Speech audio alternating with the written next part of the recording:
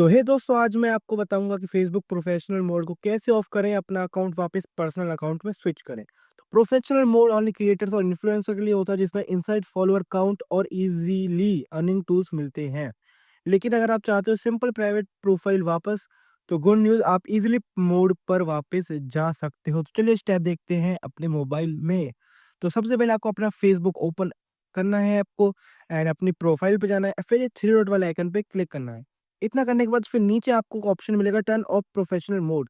इस पे आपको टैप करना है, एक कन्फर्मेशन स्क्रीन आएगी उसके लिए, वहाँ कंटिन्यू दबाओ, जो आपके सामने कंटिन्यू आ रहा है इस पे दबा दो। फिर फाइनल स्टेप में टर्न ऑफ पे टैप कर दो।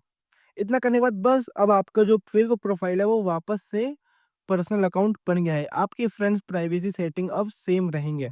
तो अगर आपको प्राइवेसी चाहिए या सिर्फ अपना क्लोज फ्रेंड के साथ दोस्तों को रखना है, तो ये एकदम बेस्ट है। तो वीडियो पसंद आई तो लाइक करें और मिलते हैं नेक्स्ट वीडियो में। Tata bye bye.